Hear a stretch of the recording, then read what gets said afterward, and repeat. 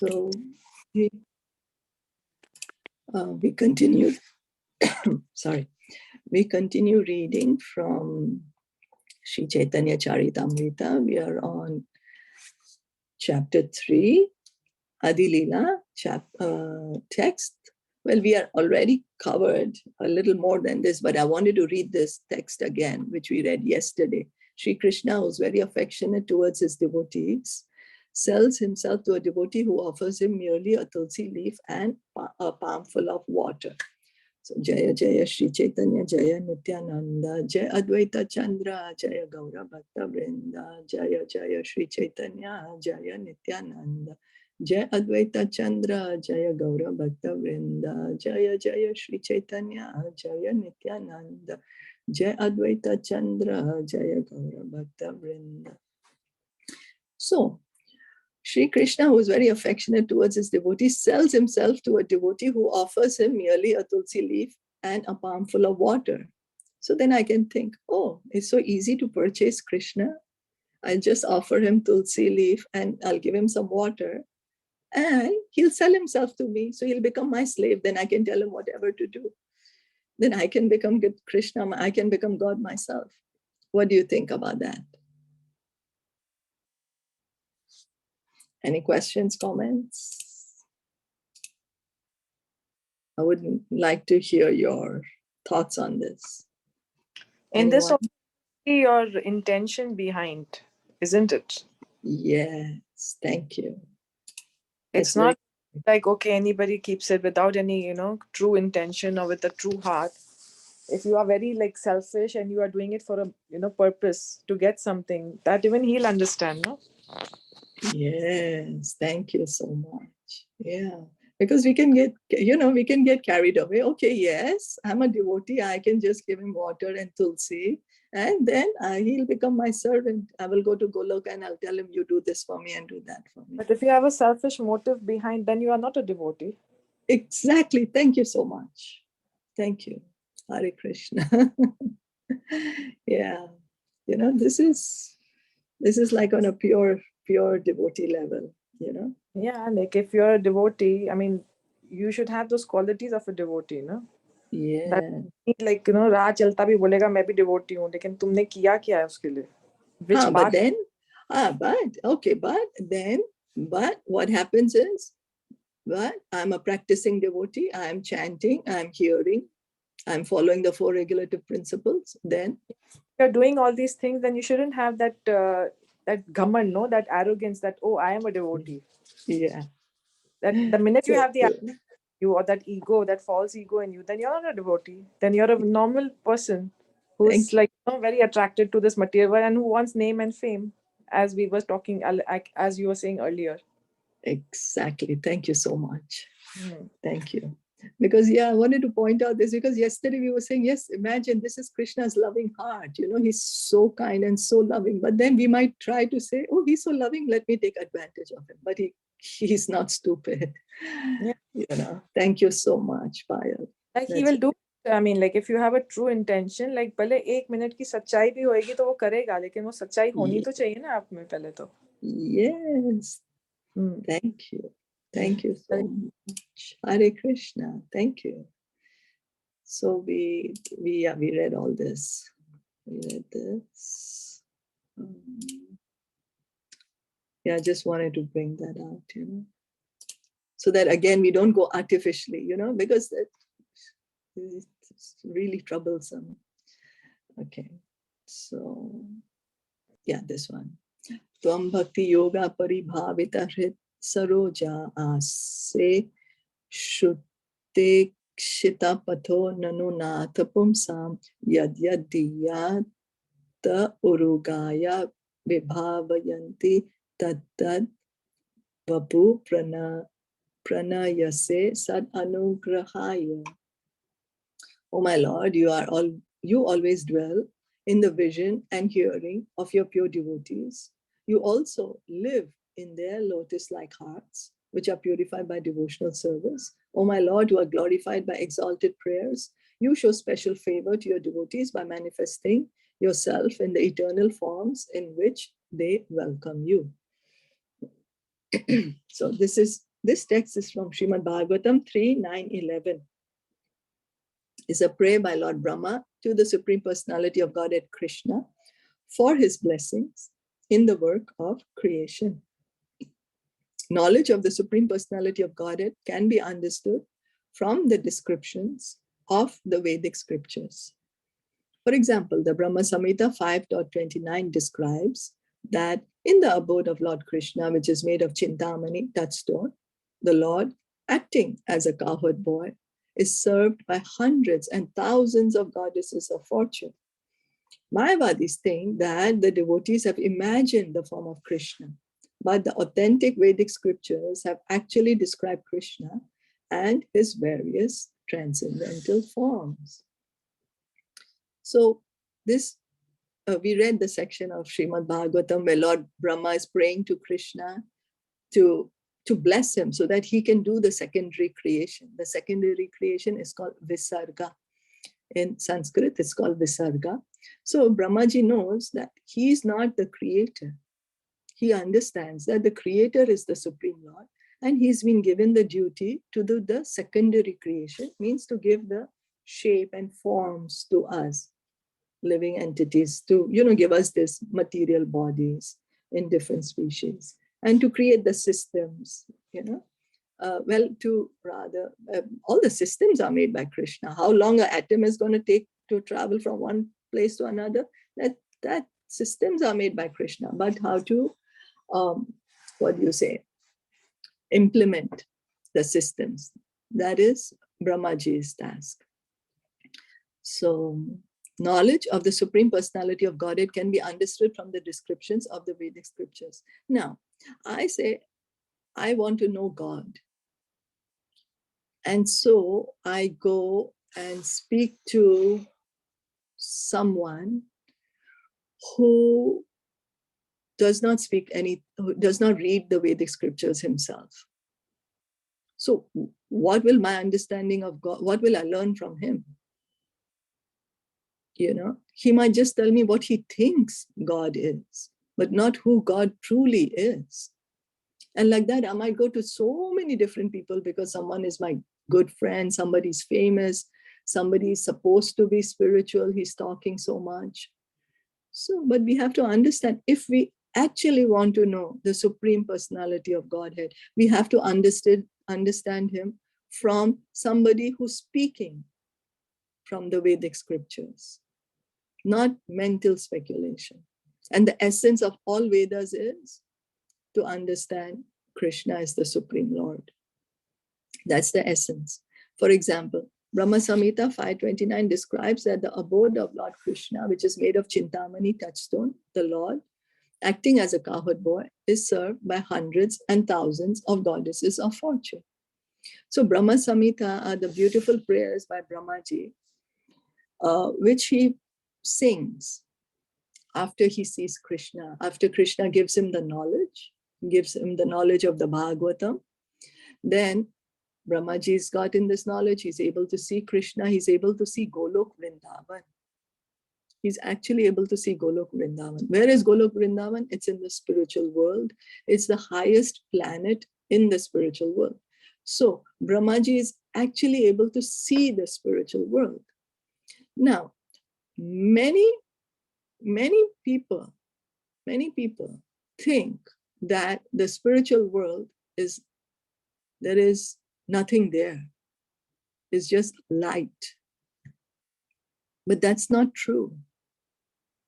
That is not yet the spiritual world. That is just the Brahman. That's just the Brahma Jyoti, the light which is coming from Krishna. But the real spiritual world, they are spiritual planets. They are living entities living there.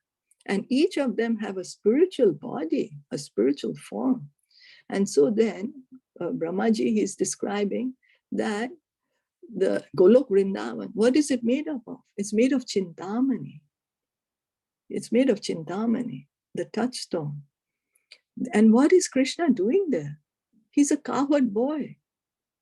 Krishna, the Supreme Personality of Godhead, is a cowherd boy. That's who he is. Oh my God, God is a cowherd boy? How can that be? That's what even Brahmaji, he got that Brahma Vimohan Leela, right? He came, he saw Krishna is playing with his friends and holding a little yogurt and rice in his hand and eating like that from his hand and sitting with his friends, and he's decorated with forest flowers, peacock feather, and they're fooling around with each other, joking around. And Krishna is feeding to his friends, and his friends are feeding him. Oh, this is God? Lord Brahma also got bewildered. How can my Lord be like this? I have a better house than him. I live in I live on the Brahma Loka. I have a better palace than him. My Lord should be living in a palace. He should be surrounded by servants. That is God. He should be, everybody should be praying down to him, bowing down to him, saying, "Oh my Lord," and singing, chanting hymns. So even Brahmaji got bewildered that how come this is God? And so he wanted to test Krishna, right? Then what happened? Brahmaji himself got bewildered. That's why it's called Brahma Vimohan Leela. Then he realized, oh yes, Krishna is God. This small child, he is God. He saw all the Vishnu forms going in Krishna's body. He saw Krishna expanding as so many Vishnu forms, and all these Vishnu forms again going in the body of Krishna. So this is who God is. And he's served by hundreds and thousands of goddesses of fortune. Who are these goddesses of fortune? They are the gopis. The gopis are the original goddesses of fortune. Lakshmi Devi, goddess of fortune, is Lakshmi Devi. So Radharani is the original Lakshmi Devi. Lakshmi Devi is an expansion of Radharani. Now, the people might think, oh, you're just imagining all these things. How can this be true? But this is all the Vedic scriptures are saying that. All the Vedic scriptures are saying that. And if one, and also is said, one does not follow the Vedas, one does not accept the authority of the Vedas, that person is not civilized. Bhagavatam said that. We have been reading in the Bhagavatam that all civilized human beings accept the authorities of the Vedas. And the Vedas say, Krishna is to Bhagwan Swayam. Krishna is the Supreme Lord. In the spiritual world, there is a planet. There are many planets, Vaikuntha Lokas. And the highest, topmost planet is Golok Vrindavan. Now, whether we accept it or not, whether we believe it or not, that is our choice. That does not change the fact. It does not change the fact. You know, whether I believe that today is, say, 8th of Jan or no, that's up to me. But it does not change that, yes, today is 8th Jan. I think that's the date, right? Oh, I'm sorry, 7th Jan. Sorry about that. Today is 7th Jan. I might say, no, today is not. But then who am I fooling? Only myself, right?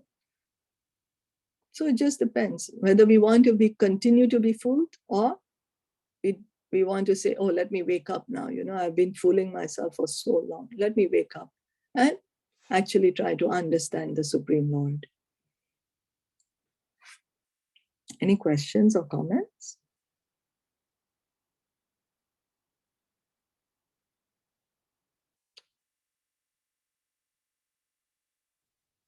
No? Nothing? So, okay, let's read one more. The word Shruta in Shrutekshita Patha refers to the Vedas, and Ikshita indicates that the way to understand the Supreme Personality of Godhead is by proper study of the Vedic scriptures. One cannot imagine something about God or his form. Such imagination is not accepted by those who are serious about enlightenment. So as we just said, I can imagine, but then that's just my own belief. It's not the truth. And if I'm really serious about understanding the truth, I need to follow the Vedic authorities, the Vedic scriptures. Here, Brahma says that one can know Krishna through the path of properly understanding the Vedic texts. If by studying the form, name, qualities, pastimes, and paraphernalia of the Supreme Lord, Supreme Godhead, one is attracted to the Lord, he can execute devotional service, and the form of the Lord will be impressed in his heart and remain transcendently situated there. So what is the Vedas all about? The Vedas speak to us about Krishna, his name, then how he looks, what's his form, what are his beautiful qualities, the amazing qualities that Krishna has, the pastimes, such loving pastimes Krishna has, and paraphernalia. Paraphernalia includes his devotees, the loving devotees of Krishna. Then what happens? One is attracted to the Lord. He can execute devotional service, and the form of the Lord will be impressed in his heart and remain transcendently situated there. So then, by all this, by hearing about Krishna, oh, he's so amazing, what will happen? Then we will automatically get attracted to Krishna. Let me hear more about him. Let me speak about him. He's so amazing. Then what will happen? Then Krishna, his form, he will manifest himself in our hearts. Right now, he's in our heart as the Paramatma. He's in our heart as the Paramatma. But when he sees that we are really interested to know him, we really want to know him, we are sincerely doing it, and we are hearing about him, we are speaking about him, then the more and more he will be there in our heart. So he just fulfills our desire. Basically, what do we want? Do we want Krishna? Then he will come. If we don't want, he won't. Unless a devotee actually develops transcendental love for the Lord, it is not possible for him to think always of the Lord within his heart. So love for Krishna is a qualification to be able to think about him always in our heart. Then, but what do we do now? I'm not thinking about the Lord all the time. I don't have love for Krishna right now. What do I do? Should I pretend that I love him? Should I pretend that I'm always thinking about him? No, I just continue to hear and chant, because this is the process. This is the process. And be grateful that I have been given the opportunity to hear and chant. Such constant thought of the Lord is the sublime perfection of the yogic process, as the Bhagavad Gita confirms in the sixth chapter 47, stating that anyone absorbed in such thought is the best of all yogis. Krishna says that, But that of all the yogis, one who is united to me in yoga is the best of all, because he's always remembering Krishna, he's always engaged in devotional service of the Lord. So the goal of yoga is what? The goal of yoga is to love Krishna. Such transcendental absorption is known as samadhi. Samadhi means when the mind is fixed on Krishna. It's just fixed on Krishna, nothing else. And we heard that the way we can fix our mind on Krishna is only if we love him. But now we also heard, okay, we don't love him as yet. It's not yet fully manifest in our heart. Originally, we love Krishna. It's there in each and everyone's heart. It's right now we have forgotten it. We just have to be reminded, and that we do by hearing and chanting, worshipping him. A pure devotee who is always thinking of the Supreme Personality of Godhead is the person qualified to see the Lord. So the pure devotees, they are seeing the Lord. They are seeing the Lord, and that's how they are able to introduce the Lord to us. If we don't know someone, we can't introduce them. If somebody tells me I can take you to the president, but if he himself does not know the president, how is he going to introduce me to the president? How will he arrange a meeting for me? He might say, yes, I'll take you. He'll say, I'll arrange the meeting with you with the president tomorrow, day after. And like that, he may give me hope. How long will he give me the hope for? Maybe till the time I'm in this material body. But after I leave the body, then what? But because he himself didn't know the president. But if one knows actually who's the president, he will tell me, yes, this is the president, I know him. This is the way I can take you to him. Do you want to come? So that's what a pure devotee is. He knows Krishna, he knows the Supreme Lord. And so he can take us to the Supreme Lord. He's introducing us to Krishna. He's telling us about Krishna because he knows Krishna. And where did he learn from? He learned from a pure devotee himself. And who did he learn from? He learned from a pure devotee himself, So and who did he learn from? Brahmaji. Who did Brahmaji learn from? Krishna himself. So sadhu, guru, and shastra. Sadhu is a devotee. Guru is our spiritual master, and shastra, the Vedic scriptures. They all need to be, they all speak the same thing. They all speak the same thing. And what is that? Krishna is the Supreme Lord, and we need to love him. Or rather, we need to revive our loving relationship with him, which we have forgotten. Now, how do we know if one is speaking the truth or no? Refer to the other. How do we know if the sadhu is speaking the truth or no? Check it with Guru and Shastra.